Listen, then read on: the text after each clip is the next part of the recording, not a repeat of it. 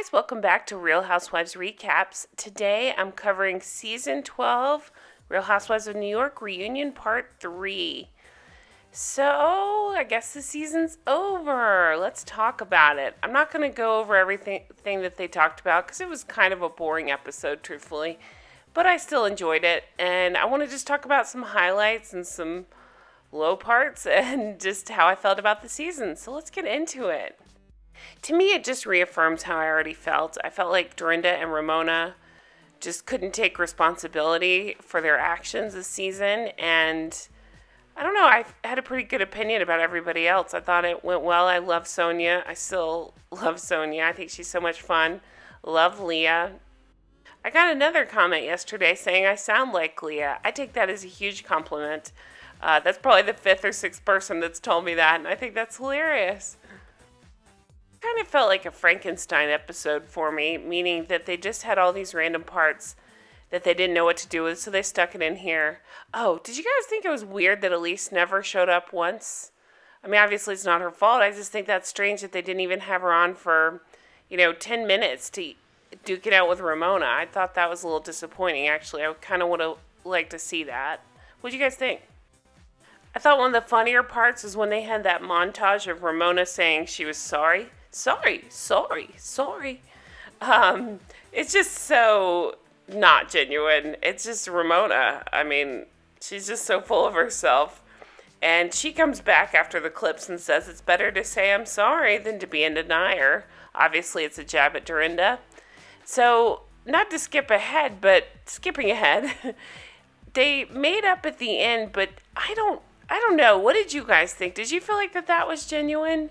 I feel like that they probably both want it to work out. I just think that, truthfully, Dorinda's in such a dark place that I don't know if she's able to do that yet. And I think Ramona's probably also in a weird place, so I don't know that they'll be able to make up yet. So I'm curious to see. I hope so. I think it's good for both of them probably, but yeah, I don't know that I fully believe that they were able to go at each other for, however many hours at the reunion and at the end just be like, oh, let's be friends again, and tap elbows.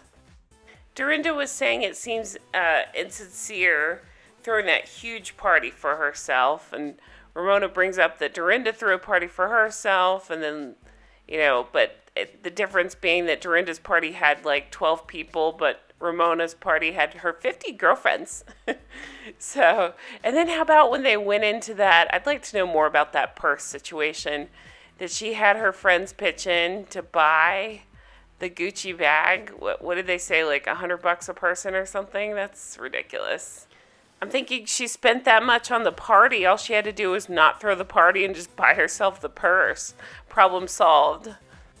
And not to harp on Ramona, but then they bring up when she called Sonja heavy. And that's such BS. You don't do that to your friend. I mean, you can be there for them if they feel like they want to talk to you about it, but you don't call them heavy. And again, Miss Unawareness says, Sonja and I have these bulbous bodies. Bulbous bodies. That is just the worst description I can think of. Sonja admits that she was so embarrassed she cried. Andy compliments, how she's looking now. And she says she still wants to lose 5 more pounds. I think she has never looked better. I think she looks beautiful. I mean, stunning, actually. Not just her figure, but her face, all of it. She just looks fantastic. And I think she feels good, and that's great. So staying on the Sonja theme, she reveals that it costs her about $50,000 a month in overhead at the townhouse. $50,000. I don't know if she was like exaggerating the number or if that's real, but oh my God, if it's even in the ballpark, that is a crazy amount of money. I don't understand. I thought she was making money from renting it out. I don't understand what all that overhead is. I know it's vacant now, but I'm just shocked by that number. Then we kind of address Dorinda's temper and all the awful things she said, especially the mugshot comments over and over to Lou and the Tinsley outburst, and they focus on where she says, there's nothing carefree about me. I'm not nice anymore. And that does seemed to sum her up this season for sure. She's saying she's more overwhelmed than she's ever been. She said she didn't reach out enough for help, that she's angry and struggling. Then she starts to blame Ramona. Ramona and her go back and forth, and that results in Ramona bringing out the text messages. It doesn't matter. The point is, I just feel like this was Dorinda's opportunity. She, just to admit that she really messed up this season, and I understand that she's in a dark place, but she's not taking any accountability. I mean, you can see it even at the reunion here where she's had months to think about her behavior. She doesn't even want to hear the questions. If it even hints at her drinking or her, that kind of stuff, she won't take any accountability at all. And she's deflecting, and it's disappointing to see, and it's hard to watch. I love Leah, but I think she was wrong in saying that she didn't feel like Dorinda went below the belt with her comments. I think that's exactly what Dorinda did, and I think she did it on purpose every time.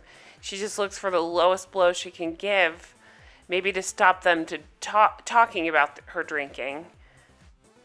But Dorinda does apologize to Lou for bringing it up over and over again about the mugshot and says it was wrong, but I don't know. I hope that that's a genuine apology. I don't think Lou deserves that.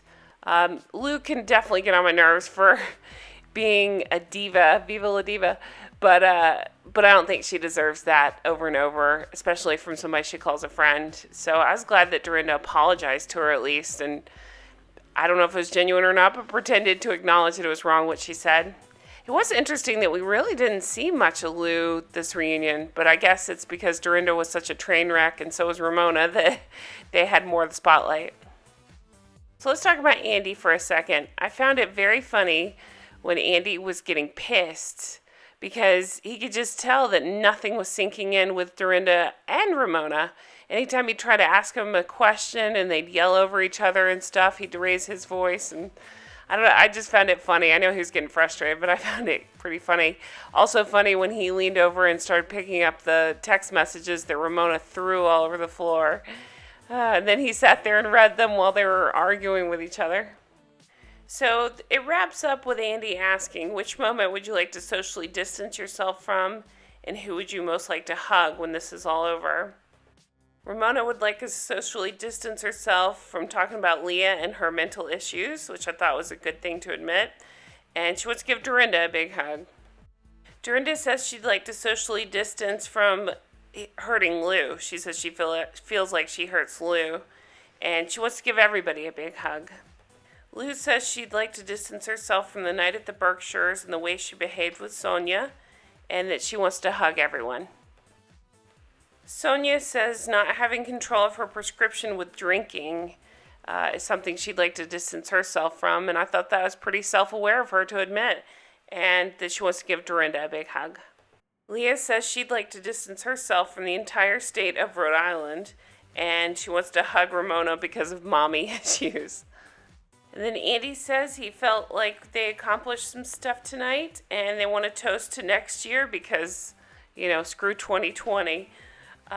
They can't wait to hug each other, and they take a socially distanced selfie, and that is how the episode ends. I thought it was a great season. I really enjoyed it, especially if you throw it up against Real Housewives of Beverly Hills or Below Deck Med, because there's all kinds of shit shows going on TV right now. But New York always pulls it out. I love it. I thought it was fantastic. Love the addition of Leah. So glad she's back next season, and I can't wait to see what the heck these ladies get into.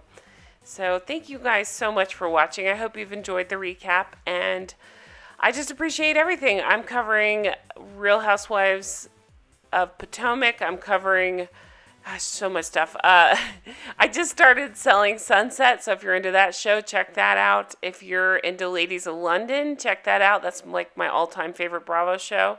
I just posted my first episode on that yesterday. So stick with me and check out all my recaps, and I appreciate you guys so much. Leave me a comment.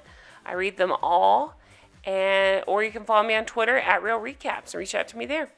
Thanks so much. Have a great day. Bye-bye.